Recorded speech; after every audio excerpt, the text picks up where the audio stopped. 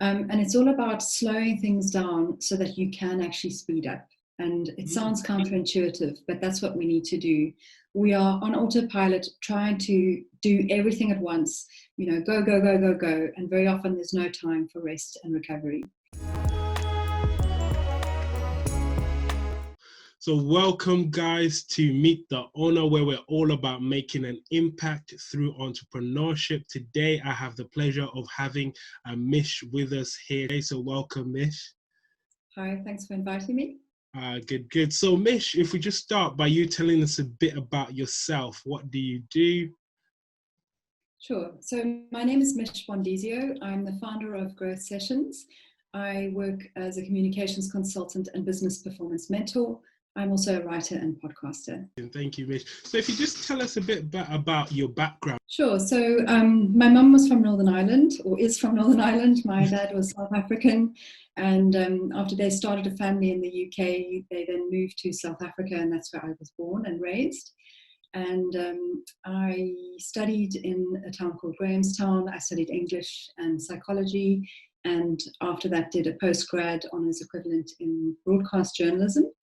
And from there, started my career working in film and television for a television production company, making TV commercials. And I did that for 7 years. And then I moved through to the UK and stayed for a while and did some work also in the film industry, and then kind of pivoted in my work, still doing communications and project management work, but I went into events management for a time, and then transitioned again later into design and digital marketing, managing projects in those types of industries. So always with a creative focus and always using communications and project management.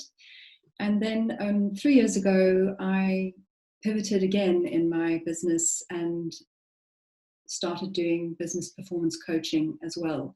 And this happened as a result of a really big life event. I ended up suffering from very, very bad burnout, which made me physically incapable of working for more than a year. And as part of my recovery, I learned a great deal about how I should have been working and how I should have been supporting myself, and realized that there were a lot of high pressure, deadline driven industries in which this type of supportive behaviors were not being carried out. So I realized that I could actually help people to develop better ways of working that would be better for business. And researchers found that better selves are better for business, and to help provide more supportive environments for people. And millennials in particular are looking for more purpose-driven businesses to work with and work in. So this is the way forward, and it's part of how you develop a purpose-driven business. Okay, so when you were younger, right, I'm going to take you back now, when you were really, really little, is this the thing that you said, I want to do this when I grow up one day? No, I had no idea. I've always wanted to be a writer and a designer, so I always knew I wanted to work in creative industries, and I love making things with my hands. So even while I was working in doing project management work and working in those industries, I always had little kind of side projects in my 20s where I was doing picnic businesses, where I was making packed lunches for tour companies, or I started making children's play tents and quilts with my hands for all my nieces and nephews, and then decided that maybe I could turn that into a business. So I always had these little offshoots that I was trying to make money in while I was still doing my own thing. And nothing came of those. They were actually more hobbies, I would say. But that was my start at being interested in kind of making things and making a business making things. Okay, so you can see that obviously throughout, even when you're younger, there's a lot of entrepreneurial kind of thinking there. And what would you say made you want to do all of these different things and become a bit more entrepreneurial? Is it in your family or anything like that? No, my mum was a teacher. My father was a pilot, first in the Royal Air Force and then the South African Air Force. But myself and my sisters have always had a creative streak. We've all gone into businesses that are quite creatively minded. So I think that idea of making and creating has always been important to me. And I think as an entrepreneur, you do need to be a creative thinker, irrespective of the type of business that you start. So I think I wasn't necessarily thinking as an entrepreneur, but I was thinking as being able to do something that would give me the freedom to create and make in some way. Okay. So at what point did business start becoming a bit more of a reality? And, at what point did you start putting a bit more effort into possibly having a business? So when I moved back to the UK almost 6 years ago, I was looking to get work with somebody, and I came up to Lancashire and I was involved in a project. And when the project finished, I ended up getting very sick. That was what I was speaking about earlier, when I had a very bad case of burnout. And after my recovery, I spent 3 months applying for more than 100 jobs and heard back from 2 people. And one of those people was James Clear, the author of Atomic Habits. Wow, that's a big that's a big one, yes. Yeah. Which was quite an interesting side story. He was looking for a project manager at the time, and 900 people applied for the job, me being one of them. And he shortlisted 65 applicants, me being one of them. So I was really, really fortunate to make it through to the second round. Obviously, I didn't get the job because I'm here doing my own thing. But what it made me realize was I had what it takes to get good work, but I wasn't able to find the work that I needed at the time. So at that point in time, after 3 months, I thought, if it's going to be this hard to work for somebody else, then I might as well work for myself. Yep. And so I set about, I had to learn a whole lot of new skills, which I didn't have to run the type of business I now wanted to do. But it was a very exciting adventure and time and experimentation and learning, so that I could, and that's the thing with an entrepreneurial type of businesses. You have an idea about what it is you want to create, but you need to understand that it's a minimum viable product. It's your starting point, and that there's a whole lot of experimentation and learning that has to happen on the way for you to become what it eventually is. And even now, 2.5 years later, although I'm very close to where I want growth sessions to be, it's still changing. It has changed a lot over the last 2.5 years as part of that development process. But I would say that was 3 years ago was when I decided, right, I'm going to do this for myself. No more pussyfooting around. Yeah, wow, it sounds like an amazing journey so far. So you get to this point now where you think, so out of a bad situation where you've got this burnout, you're not able to work, you're able to birth this idea. So can you just tell us a bit about how the idea came out of the situation that you were in? And exactly what the idea is and what you do exactly at Growth Sessions. Sure. So what happened when I got very sick was I realized I didn't actually have the skills to support myself through the experience I was going through. I'd had burnout in the past when you work intensively on projects that can happen quite easily, but generally a bit of rest and we bounce back. But I had been experiencing ongoing stress for well over a year on both the home and the work front, and my body just couldn't take it anymore. And I realized at that point in time, I actually didn't know how to fix myself. So I had to start a very long journey of recovery, which involved a whole lot of different components to help support my health and well-being before I could even think about doing work. And as part of that journey, I realized I needed to understand how my brain and body were working, so I could understand why they were responding the way they were, and so that I could learn how to support them better. And through that whole long learning period, I realized that actually there are a lot of people out there who might be experiencing what I experienced, or might be on the way to experiencing what I experienced. So I did a lot of research into the state of stress in the workplace, the state of depression, amount of time taken off at work, and so forth, and realized, well, actually, yes, there is a huge need for this type of support in businesses. So I started testing the idea. I started running little one-off talks and workshops around building better work habits. And one of the focus areas that I look at is digital wellness at work. So how we use our digital tools and whether or not they help or hinder us in the way that we use them.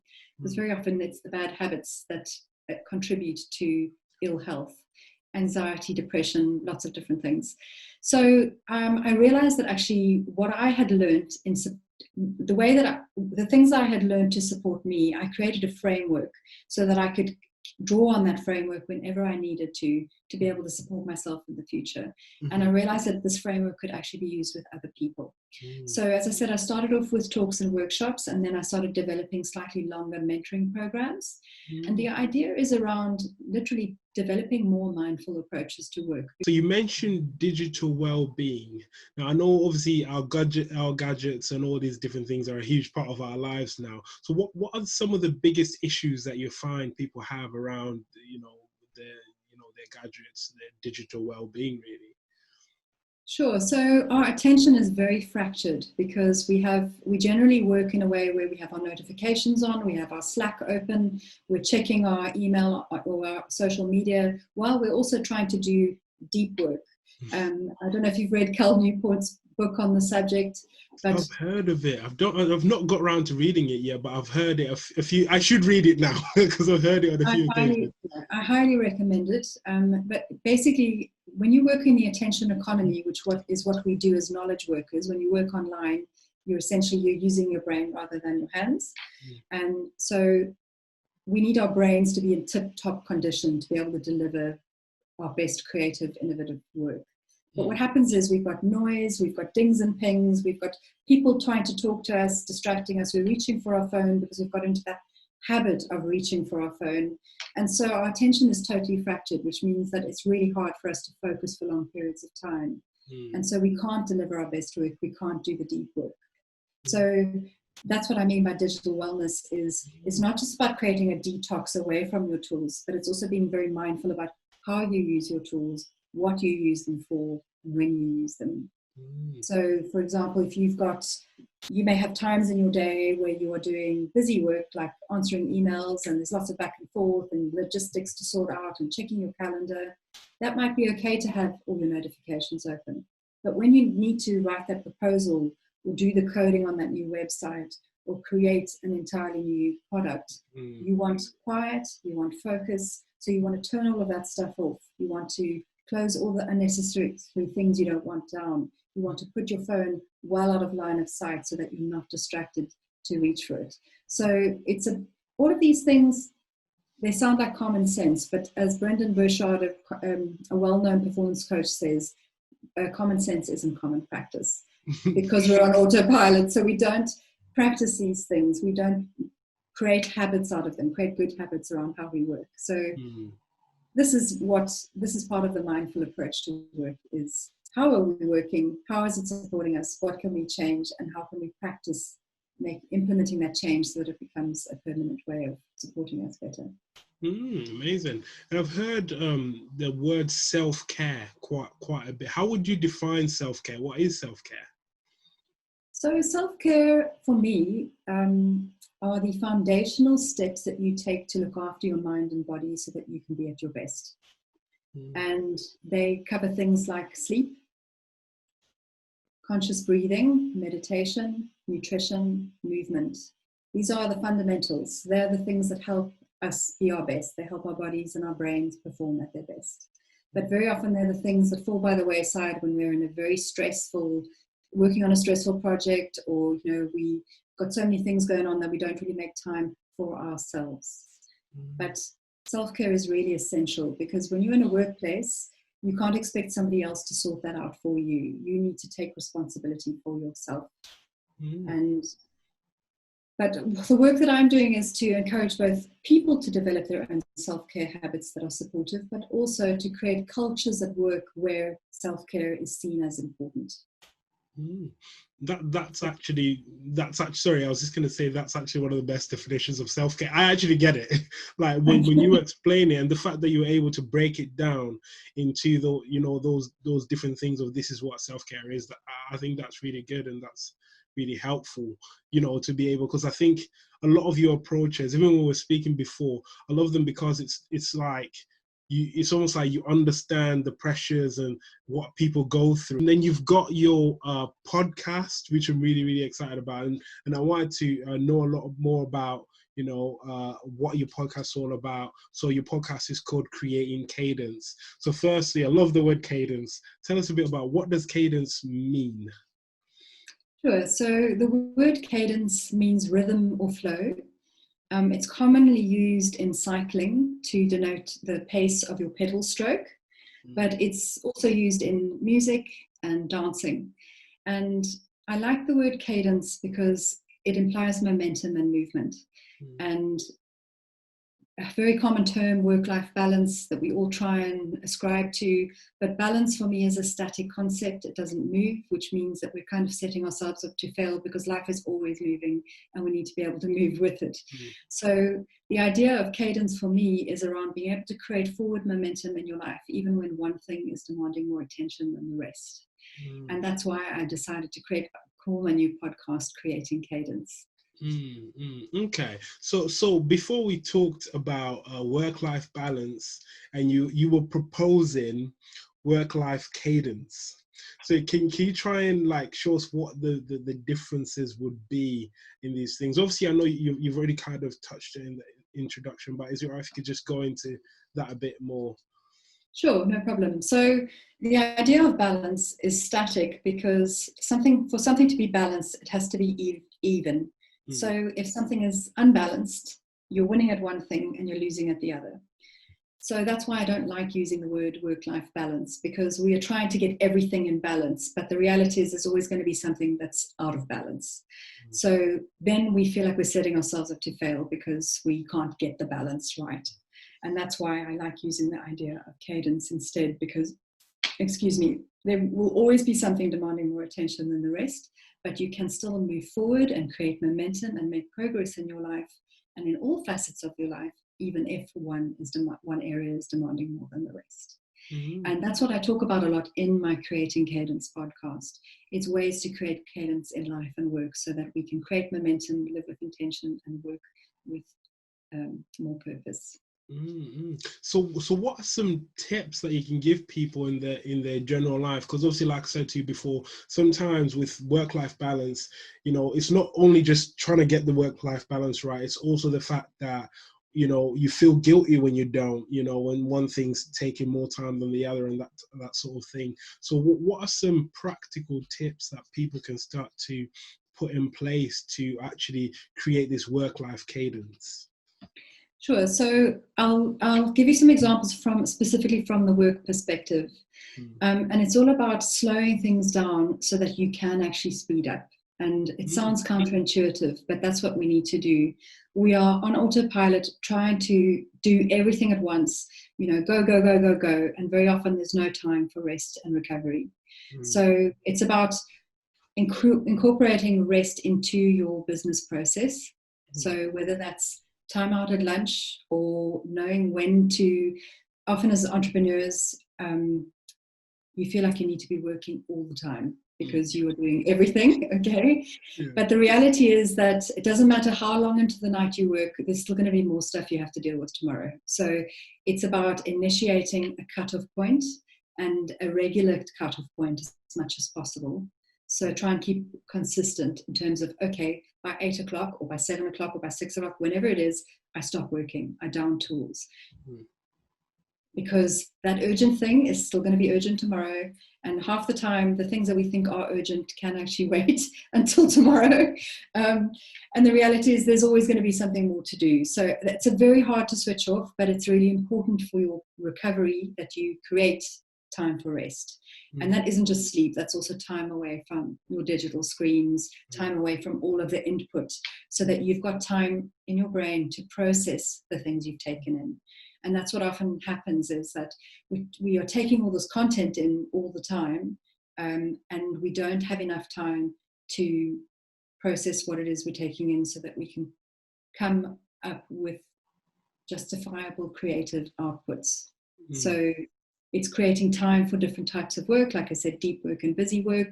So there's, practically the ways you can do that is through time blocking. So you set aside specific blocks of time for different types of work that you do. Also about having routines for how you start and end your day, so that you signal to your brain, I'm ready to start working and I'm ready to be focused, or I'm ready to shut down. And these are all about little rituals that you can have, like, what do you do when you start your day? Well, for me, I put my coffee or my water on the right-hand side. I open my bullet journal on the left before I turn the computer on, and I take 3 breaths. For me, that's like, okay, I'm in work mode, and that might not work for you, but it's all about finding what works for everybody on a personal level. There's no one prescriptive way that is the right way to do this. Mm. It's more about becoming aware of how you do things, whether or not they support you or not, and tweaking them to support you better. Yeah. No, that's amazing. Because you always have that, and I like the point that you made where you said that there's always going to be more stuff to do. That thing that was urgent is always going to be there tomorrow. There's always going to be, especially people that may even be in a job and doing something entrepreneurial. It's almost like it never stops. It's always going and going and going, and you just have to try and take control of it, or it takes control of you. I would also say for somebody who might be still working but has a side project or a side hustle, and they're wanting to eventually make that a main project, so they may be working on the weekends and at night as well. So studies have found that after 40 to 50 hours of work, our productivity declines radically. Wow. So you're doing yourself no favors if you're working through every weekend and every night all the time. It really is important to bake some rest into your process so that your brain can recharge, so that you can get back at it, And very often what happens is when we're working on the weekends and at night is we're working what's known as 12-day weeks. So there's no break. So the first week just melds into the second week, and it all becomes one long work week, and you're absolutely exhausted. Doesn't benefit us. So that's my advice for entrepreneurs or people who have a side project that they're wanting to make main is your self-care is foundational to you being able to be successful in your business. But then what if we're like, no, but Mich, when are we going to do our work? It's all just going to keep piling on top of me. So what am I supposed to do?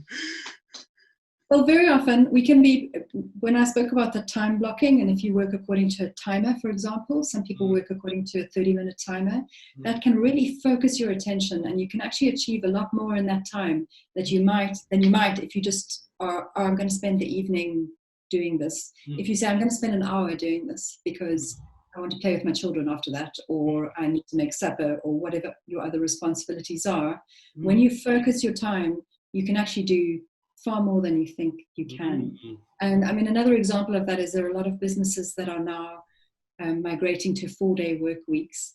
And some of what's made that possible is obviously lockdown and the pandemic and people working more remotely. But what they found is that people are adjusting to working effectively in 4 days without actually having to do more hours than they would normally in that time. Because what's happening is on that 5th day, that it's like that 3-day weekend is time to just get everything that you need done rather than it being a total mad rush. So irrespective of how you use your time on the weekends, whether it's for chores or looking after your kids or getting that side business up and running, you still need time for rest. It's a really important part of your process. Yeah, that's very true. Actually, I like the point, because obviously you talk about you actually, even if you're working less hours, but you're more productive in the hours that you are working. So therefore, your productivity could even increase, actually, if you really think about it that way. That you make a great point. And also you talked about getting information in. So something that I've actually always wondered with myself as well is that at the moment you have so many books on your book list, you have so many podcasts that are coming out, there's so much stuff on YouTube that you're like, even as an entrepreneur, and I'm not talking about just like the entertainment related stuff, but there's so much stuff you want to learn. So what advice would you give about that, like for you to be able to take the information in that you need to take in, but still stay sane and not, take it too much? Yeah, so one of the things I find as an entrepreneur, it's very easy to fall prey to the shiny object syndrome, which is like the squirrel going, ooh, ooh, ooh, you fall down a rabbit hole really quickly.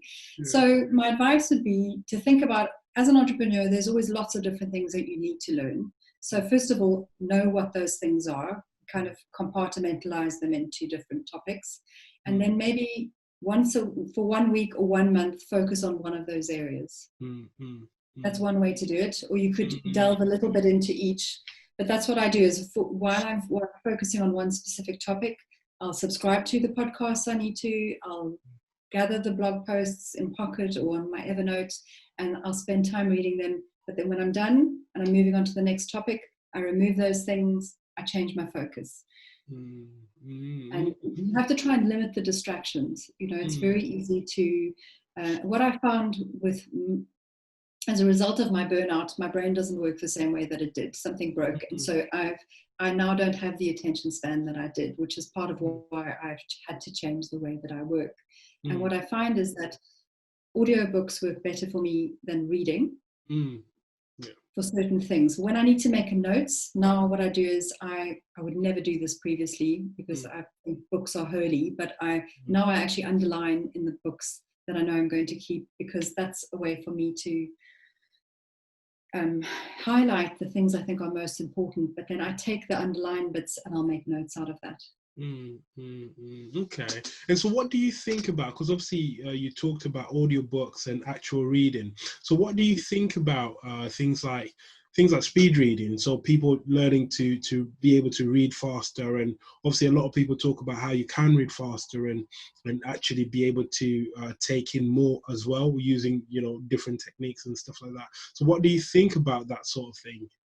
So I know that that works for some people, but for me, that also represents the hustle culture, which I'm very against, which is all about bigger, better, faster, more like productivity, output, deliver. And when I talk about productivity, it isn't about sucking the life out of you. It is about, and it's not just about outputs, it's also about doing things that are meaningful to you in a way that supports you to help to deliver your best.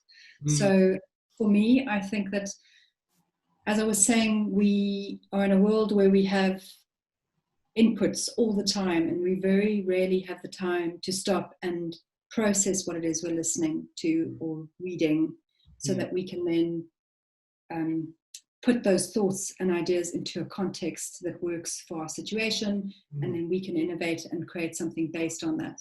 If you are rushing everything, cramming your brain full of stuff, as long as you're taking time out to process what you've listened to at double time, then okay. But if you're just jumping from one thing to the next on double time, I don't think it's going to help you long term. Yeah, and I love that point you make, where so it's not just taking the stuff in, but giving your brain time to process the stuff that you're actually taking in.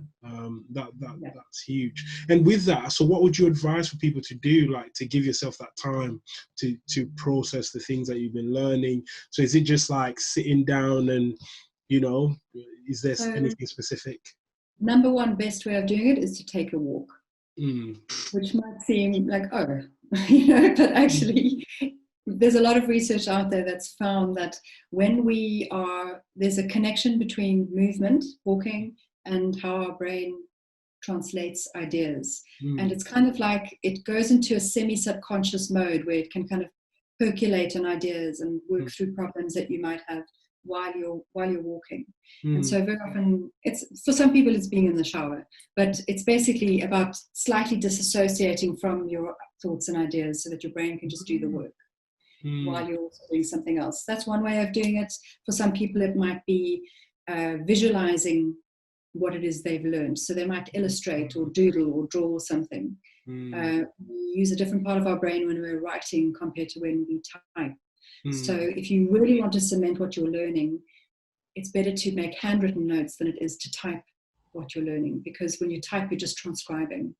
You're not actually synthesizing what it is you've learned into something understandable, because we can't write as fast as we type. So slowing things down actually helps you make sense of things better. And so what would you say are some of the successes that you've had with entrepreneurship? Some of the things, some of the highlights that entrepreneurship's done for you, would you say? So I think the first success is the fact that I'm still here despite the coronavirus changing the business landscape. It was very uncertain at the beginning. I know a lot of people have struggled. I'm still here for now, and for me that means that it's a success. I have no idea what next year holds at this point, but I'm very excited because I've got a plan and I'm following that plan. In terms of taking everything online, we spoke about the Skillshare class. I'm going to develop audio classes. There's some collaborations coming in the future. So, you know, what I see as success is the opportunity to keep creating. Actually, the opportunities that I've had to collaborate with the various people I co-work with at Society One. Very often, as a solopreneur, it can be quite a lonely journey. And if you're just at home on your own talking to your plants, there's only so much idea generation that's going to happen. And I cannot tell you how many fantastic ideas and thoughts and plans have developed as a result of a random conversation while making a cup of coffee at my co-working space. Because you're talking with people who are entrepreneurs in their own right. They may be working in an entirely different industry to you, but they also have a way of seeing things that you might not have thought of that can really help something click into place. And there are opportunities for sounding boards. And as an entrepreneur, you really need that, especially if you're working on your own. You cannot actually do it all on your own. You need to be able to speak to other people. And I've really been very fortunate in terms of being offered a lot of collaboration opportunities, from working on someone's course to being on their podcast to being involved in designing a mental health program, in Italy. So there are all these really amazing things that have happened as a result of that. And I've also been very fortunate in terms of being given a lot of PR and exposure as a result of being involved with Boost, being involved with Lancashire Forum Creative. So I see those all as steps on my journey to success, I would say. Yeah, amazing. And what does, talking about success, what does success mean to you? So personally, for me, success means being able to build regular cadence into my work and my life. So being able to move forward in a smooth, centered manner in the way that I live and work. And professionally, success for me is being able to help people to transform their lives so that they can be their best selves, activate more of their potential, and bring their best to work. Because we spend so much time at work, and as I said before, a lot of us are on autopilot. We're not feeling that engaged in what it is we're doing. There's another way of doing things. There's another way to work. And I think the pandemic and the lockdown has really opened people's eyes to the fact that actually there are better ways to work.